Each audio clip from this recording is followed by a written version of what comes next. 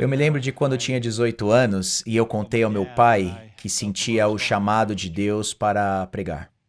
E a resposta do meu pai, que era um pregador fiel, foi a seguinte: bem, esse é o maior chamado que você poderia ter. E ele me deu uma Bíblia como uma espécie de símbolo daquele momento e ele escreveu na primeira página: Querido Johnny, prega a palavra. Esse foi o legado que ele deixou para mim. Foi isso que ele fez, assim como o pai dele fez, assim como meu bisavô fez. Por 5 gerações eles pregaram a palavra. E é isso exatamente o que o apóstolo Paulo disse para Timóteo fazer. No final de sua vida, Paulo se viu em uma prisão, não esperando o exílio, mas uma execução, e houve um dia em que o machado separou a cabeça do corpo de Paulo, e Paulo entrou em sua eterna recompensa. Antes disso acontecer, como um legado final, ele escreveu a segunda carta a Timóteo. Nessa carta, ele disse a Timóteo, no capítulo 4, versículo 2, pregue a palavra. Essas foram as palavras finais do maior pregador que existiu depois de Jesus. Pregue a palavra. É o chamado para a proclamação da palavra de Deus, que foi passada pelo Senhor para Paulo, depois a Timóteo e para todos nós. Pregue a palavra. Mas isso não é uma fala isolada. É o ponto central da sua última carta, 2 Timóteo. Paulo cerca o texto com os motivos do porquê pregar a palavra. Razão número 1. Por causa do perigo dos últimos dias. Veja o que ele escreveu. Sabem, porém, isto, que nos últimos dias, e nós estamos nos últimos dias desde a ascensão de Jesus, sobrevirão tempos trabalhosos, porque haverá homens amantes de si mesmos, avarentos, presunçosos, soberbos, blasfemos, desobedientes a pais e mães, ingratos, profanos, sem afeto natural, irreconciliáveis, caluniadores, incontinentes, cruéis, sem amor para com os bons, traidores, obstinados, orgulhosos, mais amigos dos deleites do que amigos de Deus, tendo aparência de piedade, mas negando a eficácia dela. Destes, afasta-te, porque deste número são os que se introduzem pelas casas e levam cativas mulheres nécias, carregadas de pecados, levadas de várias concupiscências, que aprendem sempre e nunca podem chegar ao conhecimento da verdade. E como Janes e Jambres resistiram a Moisés, assim também estes resistem à verdade, sendo homens corruptos de entendimento e réprobos quanto à fé. Mas não irão, porém, avante, porque a todos será manifesto o seu desvario, como também o foi o daqueles. O que desmascara os falsos mestres? A pregação da verdade. Tempos trabalhosos chegaram, e eles começaram no período apostólico. Pedro advertiu sobre falsos mestres, assim como Judas e Jesus também alertaram. O apóstolo Paulo confrontou os falsos mestres em suas cartas. Os falsos ensinos surgiram quase que junto com a verdade. E de tempos em tempos surgem religiões perversas e distorcidas, e elas sempre foram um desafio para a igreja. Por 1000 anos, um sacramentalismo formal baseado em obras dominou a igreja. Desde então, muitas coisas aconteceram, como o racionalismo, o politicismo, a politização da igreja na Europa, o pragmatismo, o feminismo. Esses ismos nunca acabam. E quando eles vêm, eles ficam. É por isso que o apóstolo Paulo disse: que os homens maus irão de pior a pior por causa da acumulação desses desvios perigosos da verdade. Paulo disse que eles vão parar se você pregar a palavra. Quando me perguntam qual é a maior necessidade da igreja, minha primeira resposta é o conhecimento da palavra, para que a igreja tenha discernimento. Se você não tem discernimento, você não pode nos defender das heresias. É como um sistema imunológico. Se você tem um sistema imunológico sem eficácia e inoperante, você pode morrer por uma série de doenças. Na igreja é da mesma forma.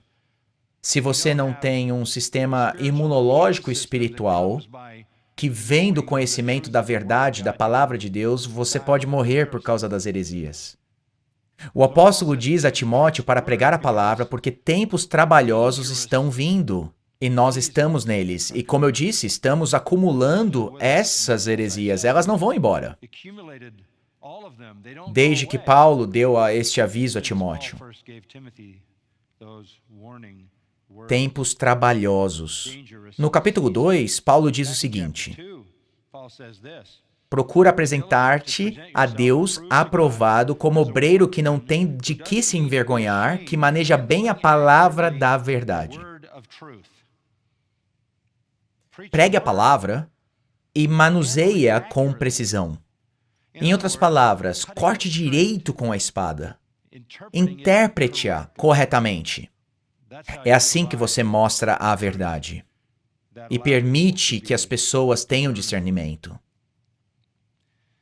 Há uma segunda razão pela qual Paulo diz a Timóteo para pregar a palavra, não somente pelo perigo dos últimos dias, mas por causa do exemplo dos santos. Ouça o que ele diz no capítulo 3, versículo 10. Tu, porém, tens seguido a minha doutrina, modo de viver, intenção, fé, longanimidade, caridade, paciência, perseguições e aflições, tais quais me aconteceram em Antioquia, em Icônio e em Listra. Quantas perseguições sofri e o Senhor de todas me livrou. E também todos os que piamente querem viver em Cristo Jesus padecerão perseguições. Mas os homens maus e enganadores irão de mal a pior, enganando e sendo enganados. Tu, porém, permanece naquilo que aprendeste e de que foste inteirado, sabendo de quem o tens aprendido. Eu acho que algumas vezes na vida da igreja, ainda mais na era moderna, pessoas têm a intenção de que elas têm que ser inovadoras e criativas. E há até uma mentalidade de que precisamos nos desvincular do passado. Você ouve pessoas dizendo como, isso não pode ser uma igreja para sua avó. Há até um certo nível de desdém pelo passado. E algumas vezes isso acontece por haver uma estrutura formal de culto ou por hinos antigos. Pensamos que precisamos estar criando, inovando, mas não é isso que o apóstolo Paulo está dizendo. Ele está dizendo que você tem um legado. Você tem exemplos que vieram antes de você. Siga o exemplo deles. Este é o legado dos santos, que se foram antes de você. No capítulo 2, Paulo disse: e o que de mim ouviste, confia-o a homens fiéis, que sejam idôneos para que também ensinarem outros, há 4 gerações aqui, Paulo, a Timóteo, os homens fiéis e outros. É como uma corrida de revezamento. Me lembro dos tempos de universidade, quando estava fazendo um revezamento 4 por 400 metros. Eu era o segundo homem do revezamento. E me lembro de correr bem e carregar o bastão para o terceiro homem. E tínhamos uma boa chance de vencer. Meu amigo pegou o bastão e no meio do caminho ele saiu da pista e foi se sentar. Passamos o bastão para ele e o outro rapaz estava pronto. Mas ele não passou o bastão. Esse dia é muito vívido em minha memória. E funciona como uma ilustração do que com certeza não quero fazer, que é falhar em passar adiante o bastão da verdade para os homens fiéis. Não tenho que recriar a verdade, nem inovar nada. Tenho que seguir o exemplo daqueles que vieram antes de mim, e serei profundamente abençoado por Deus.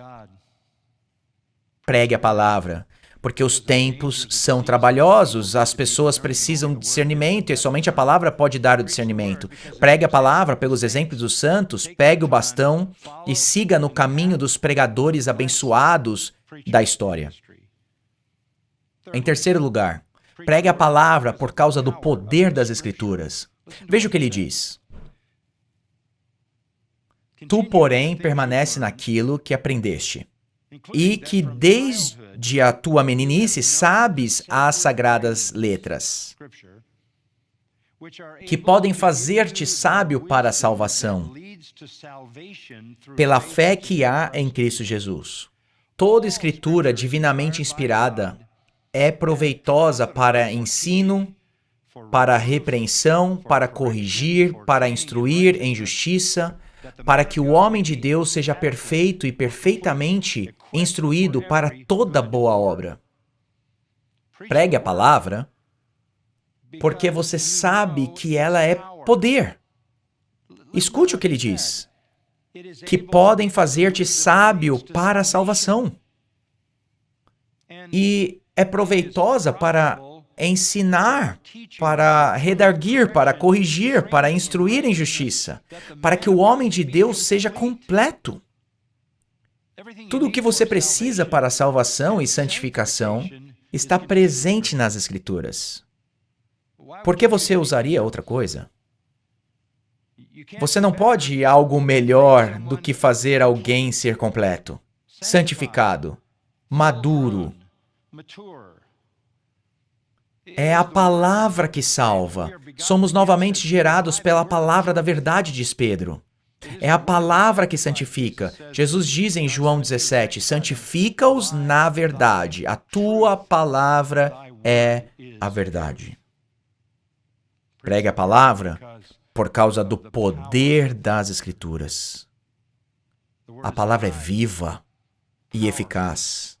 É mais penetrante do que qualquer espada de dois gumes. Não há nenhuma arma como ela. E quando o apóstolo Paulo vai descrever a armadura do crente, ele faz questão de encerrar com a espada do Espírito, que é a palavra de Deus. Ela é a única arma que precisamos empunhar. Ela é viva. Ela é eficaz. E somente ela salva e santifica pelo poder do Espírito Santo. Pregue a palavra por causa do poder das Escrituras. Se você vai fazer isto, Paulo diz a Timóteo que ele deve ter cuidado em manejar as Escrituras.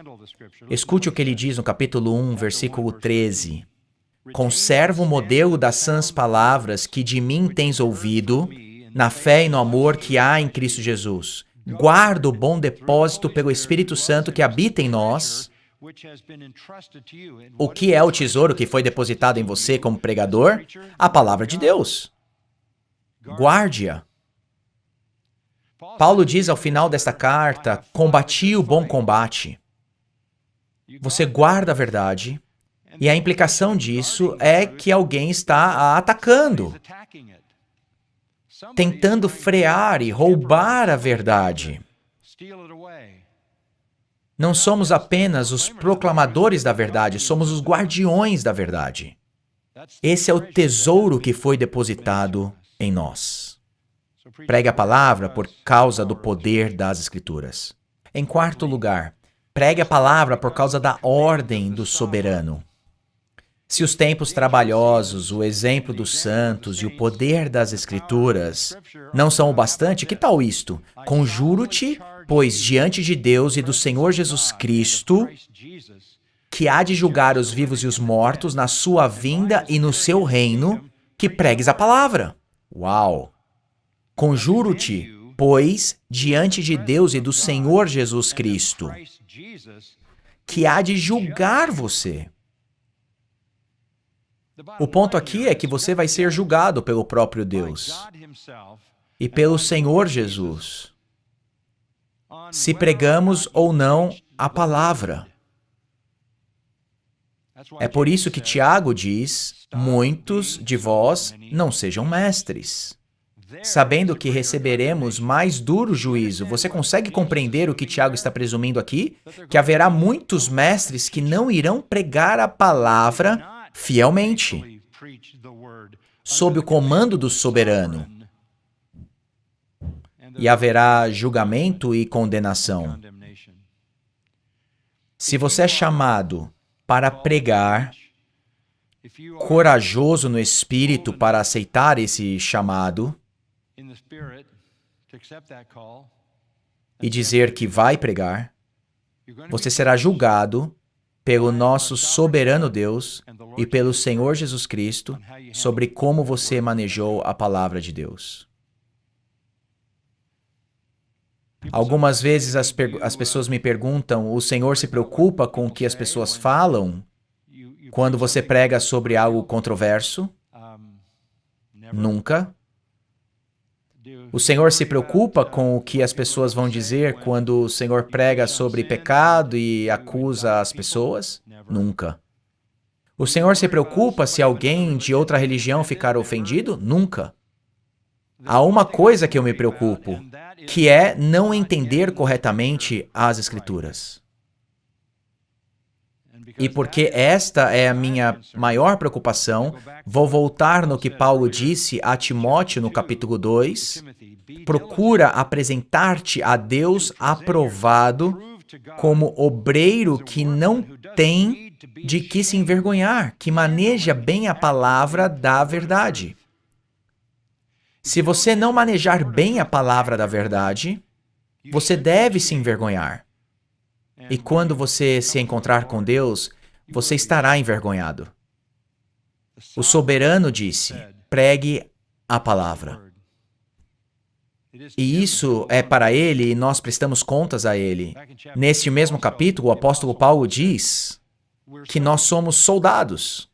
E o soldado se preocupa em como agradar seu comandante. Nós nos separamos do mundo como soldados de Cristo e fazemos o que fazemos a fim de agradar aquele que nos alistou. Não consigo pensar em nada mais forte do que o que Paulo diz no capítulo 2, versículo 24.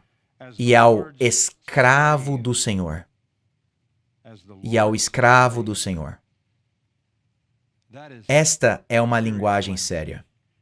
Você é o escravo do soberano e ele te chamou para pregar a palavra. Você vai fazer isto e vai prestar contas a ele por isso, no dia que você se encontrar com o Senhor. Paulo diz aos coríntios que é coisa pequena o que pensam de mim, como me avaliam. Eu vou esperar até que eu veja o Salvador. Quando os segredos dos corações serão revelados, então todos irão adorar a Deus. Nós servimos ao soberano. Há uma quinta razão pela qual Paulo manda pregar a palavra, que é por causa da atração do sensual. Esta é uma linguagem muito clara. Escute. Pregues a palavra. Instes a tempo e fora de tempo, isso significa pregar de forma hábil. Redargas, repreendas, exortes, com toda a longanimidade e doutrina, porque virá tempo em que não sofrerão a sã doutrina, mas tendo comichão nos ouvidos, amontoarão para si doutores, conforme as suas próprias concupiscências, e desviarão os ouvidos da verdade, voltando às fábulas. É parte da resistência do homem caído a Deus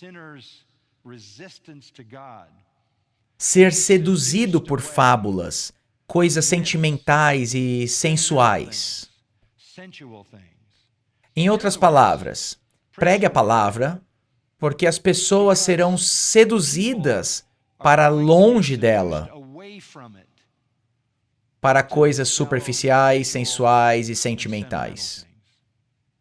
Muitas das pregações contemporâneas é dar às pessoas o que elas desejam por causa de sua natureza caída. Mas o pregador fiel dá aos pecadores o que não querem por conta de sua natureza caída. Nós não estamos aqui para deixar o pecador confortável. Nós não estamos aqui para deixar o pecador se agradar conosco. Estamos aqui não somente para confrontar os pecadores e fazer eles saberem que um dia estarão diante de Deus, em um julgamento, mas para provar isto através das páginas das Escrituras. Muito fácil ser pregador e dizer o que as pessoas querem ouvir. Mas isso é algo para se envergonhar. Você está se deixando levar pelos desejos naturais das pessoas. O que fazemos na pregação da palavra é confrontar a pecaminosidade desses desejos naturais e levá-los para a dura realidade da verdade, do pecado, da justiça e do julgamento, e então levamos o Evangelho.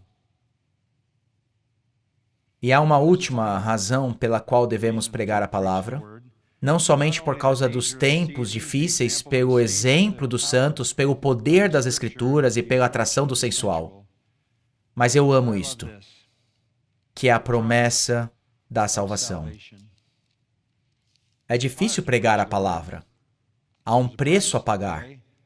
Muitos na história da igreja pagaram com a própria vida. Ouça o que o apóstolo Paulo diz.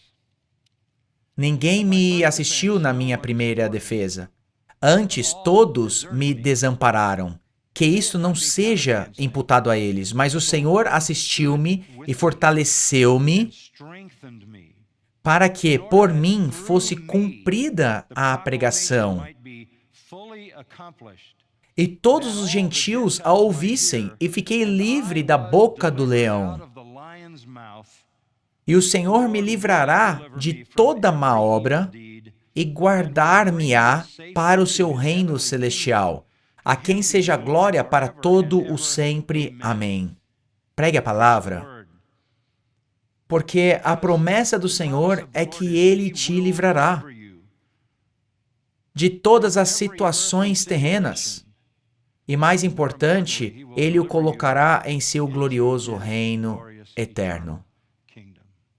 Por isso, Paulo diz que pregar a doutrina salvará a ti mesmo e os que te ouvem. A recompensa da sua pregação é o céu e outras recompensas da sua fidelidade. Pregue a palavra. A palavra deve dominar a igreja. O apóstolo Paulo define a igreja como a coluna e firmeza da verdade.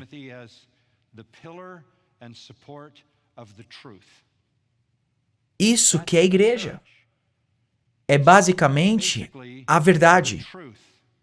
Essa é a fundação e a estrutura da igreja. E a verdade precisa ser proclamada pelas razões que Paulo expôs.